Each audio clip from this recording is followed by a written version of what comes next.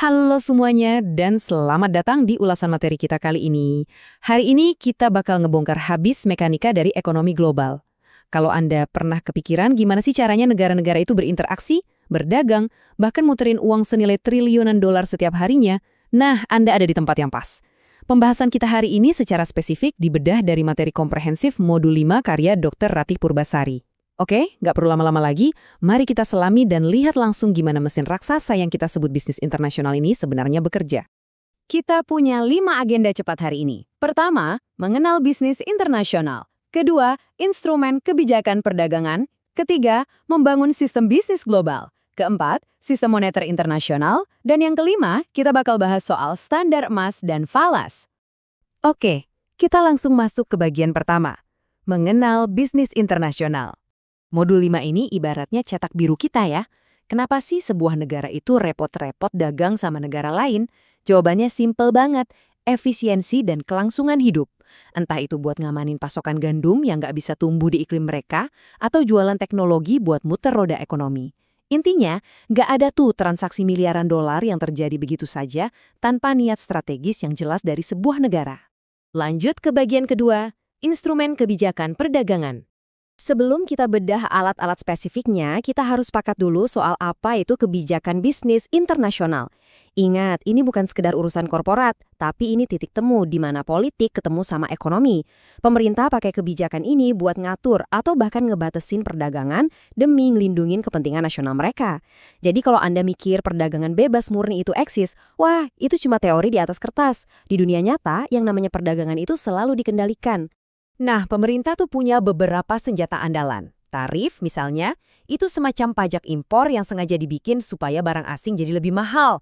Terus ada kuota, ini batasan fisik yang kaku soal berapa banyak barang yang boleh masuk.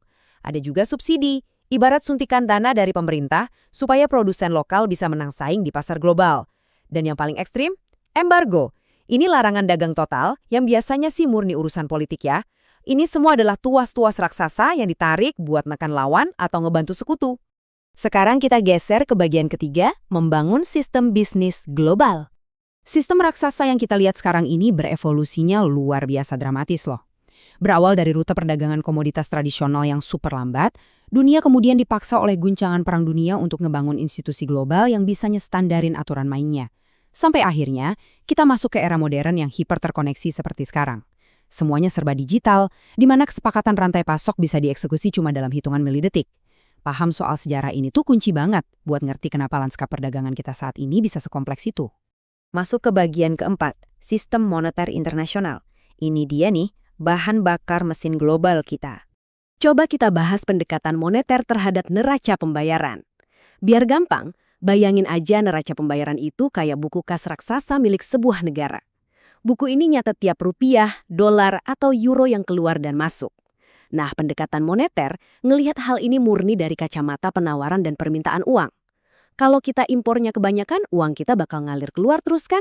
Dampaknya, nilai mata uang domestik kita bisa anjlok. Sesimpel itu sebenarnya. Dan ini jadi inti gimana modal itu bergerak, yang bisa nyiptain stabilitas atau malah memicu krisis ekonomi. Akhirnya, kita sampai di bagian kelima. Standar emas dan valuta asing. Anda pasti pernah dengar istilah standar emas kan? Jadi, zaman dulu tuh nilai selembar uang kertas benar-benar dipatok kaku sama jumlah emas fisik yang disimpan di brankas negara. Sistem ini bikin nilai tukar antar negara jadi super stabil ya, karena semuanya diukur pakai emas yang sama. Memang sih, sekarang kita udah lama banget ninggalin sistem ini dan beralih ke uang kertas atau fiat. Tapi, ngerti soal standar emas itu ibarat fondasi wajib, biar kita paham kenapa bank sentral saat ini sampai harus mati-matian kerja keras buat ngejaga stabilitas nilai uang. Nah, di era pasca standar emas ini, mesin ekonomi kita sangat bergantung sama dua pasar kritis yang saling melengkapi.